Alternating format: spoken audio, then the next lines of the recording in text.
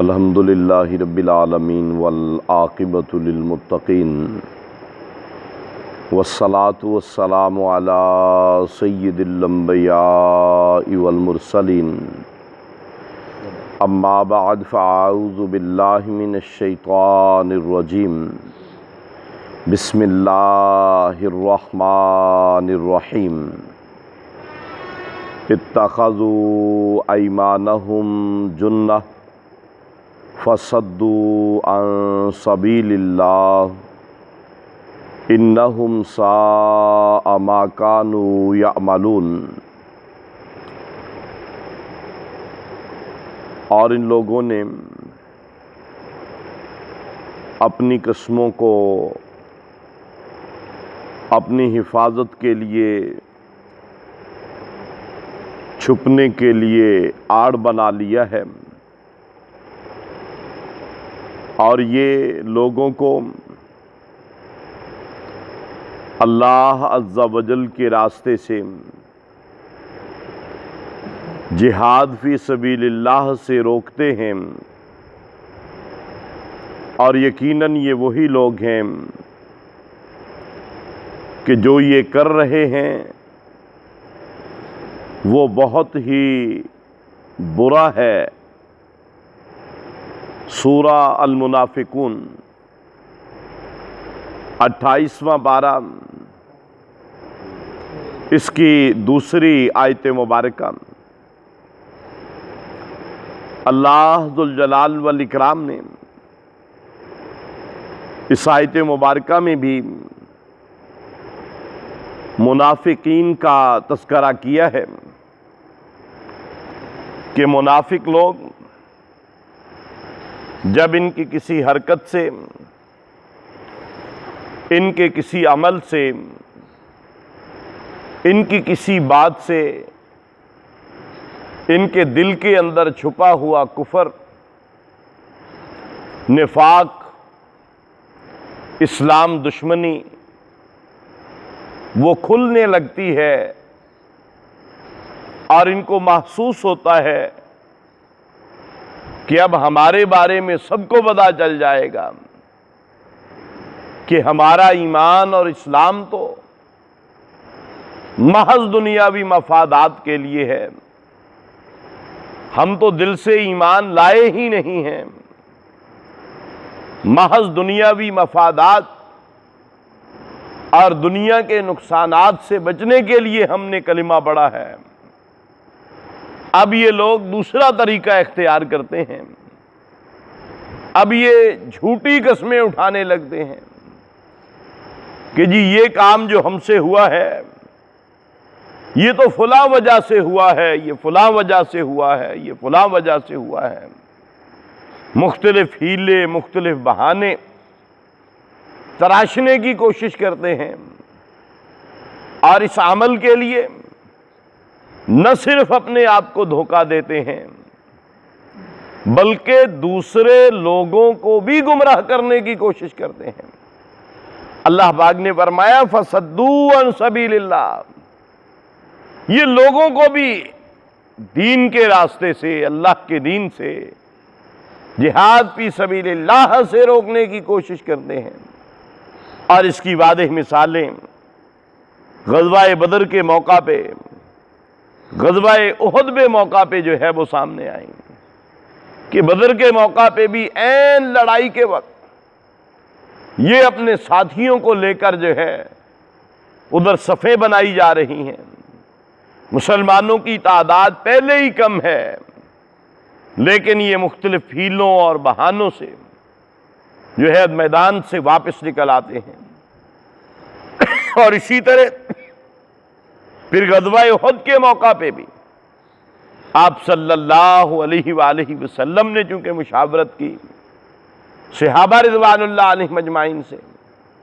صحابہ رضوان اللہ علیہ مجمعین نے مشورہ یہی دیا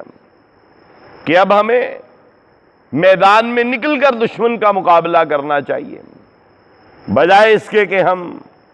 مدینہ منورہ میں بیٹھ کر اپنا دفاع کریں۔ اب آپ صلی اللہ علیہ وآلہ وسلم آپ نے جب دیکھا کہ بعض صحابہ کا یہ بھی مشورہ تھا کہ ہمیں مدینہ منورہ میں رہنا چاہیے، دفاع کرنا چاہیے، باہر میدان میں نکل کر جو ہے وہ جنگ نہیں کرنی چاہیے۔ آپ صلی اللہ علیہ وسلم نے فرمایا کہ ٹھیک ہے، آپ دوستوں کا یہ مشورہ ہے، لہذا ہم جو ہے وہ باہر نکل کر قتال کریں گے، اللہ کے دین کا دفاع کریں گے، مدینہ سے باہر میدان میں نکلیں گے۔ اور جب آپ صلی اللہ علیہ وسلم باہر آتے ہیں، پھر یہ لوگ ساتھ نکلتے ہیں مدینہ منورہ سے، لیکن عین جنگ کے موقع پر وہی طریقہ اختیار کیا بدر والا کہ دیکھیں جی، ہم نے تو مشورہ دیا تھا کہ باہر میدان میں نہیں نکلنا چاہیے، اور آپ باہر نکل آئے ہیں، ہمارا مشورہ تو آپ نے مانا نہیں ہے، تسلیم نہیں کیا۔ جب آپ نے ہمارا مشورہ تسلیم نہیں کیا ہے تو لہذا اب ہم آپ کے ساتھ نہیں ہوں گے، اب ہم واپس جا رہے ہیں۔ اور یہ کیفیت، اور دوسری بات کہ پھر یہ جھوٹی قسمیں اٹھاتے ہیں۔ کوئی بندہ نیا مسلمان ہوتا ہے، نئے مسلمان ہونے والے بندے کو مختلف قسم کی باتیں کہ جی ہم مسلمان ہو گئے ہیں، ہم نے اسلام کو دیکھ لیا ہے، ہم قسمیں اٹھاتے ہیں آپ اسلام کو چھوڑ دیجئے، یہ کوئی اچھا اور سچا مذہب نہیں ہے، ہم تو اب نعوذ باللہ پھنس گئے ہیں، نعوذ باللہ ہم تو اب جو ہے نہ اس کو چھوڑ سکتے ہیں، نہ ہم ان کا ساتھ دے سکتے ہیں، آپ تو ابھی ابھی نئے ہیں، آپ جو ہے وہ اس کو ترک کر دیجئے، چھوڑ دیجئے۔ اللہ پاک نے فرمایا فَصَدُّوا عَن سَبِيلِ اللَّهِ، لوگوں کو دین کے راستے سے روکتے ہیں، اسلام کے راستے سے روکتے ہیں، قسمیں اٹھاتے ہیں۔ یہی وجہ ہے کہ دین اسلام کے معاملہ میں آدمی قسموں پہ اعتبار نہیں کرتا۔ کوئی آدمی جتنی مرضی قسمیں اٹھاتا رہے کہ جی یہ بات صحیح ہے، یہ درست ہے، یہ سچی ہے، یہ اسلام ہے، نہیں، کبھی بھی قسموں پہ اعتبار نہیں کرنا، بلکہ دین اسلام کے معاملہ میں اللہ پاک نے فرمایا تم نے دلائل دیکھنے ہیں، قرآن کی دلیل کیا ہے، صحیح حدیث مبارکہ کی دلیل کیا ہے، اور اللہ کا قرآن اور پیارے رسول صلی اللہ علیہ وآلہ وسلم آپ کے فرمان کو مد نظر رکھتے ہوئے ہمیں صراط مستقیم کا تعین کرنا ہے۔ یہ بھی ایک بڑی اہم بات اس آیت مبارکہ سے نکلتی ہے کہ دین اسلام میں سچا راستہ کون سا ہے، صحیح راستہ کون سا ہے۔ لوگ قرآن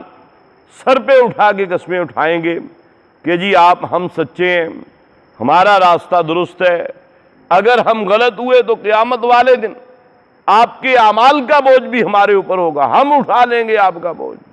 قطعاً ایسی باتوں پر یقین نہیں کرنا چاہیے، بلکہ دین اسلام کے معاملہ میں کہ صحیح کیا ہے، غلط کیا ہے، اس کے لیے دلائل کو دیکھنا پڑے گا۔ دلائل دیکھے جائیں گے کہ کس کے پاس ثبوت ہے، کس کے پاس دلیل ہے۔ آپ کوئی بھی مسئلہ لے لیں دین اسلام کا، اس میں آپ دلیل کو سامنے رکھتے ہوئے آپ بات کو تسلیم کریں گے۔ کسی بڑی سے بڑی شخصیت یا پھر صدیوں سے چلی آنے والی کوئی روایت، وہ دین اسلام کے اندر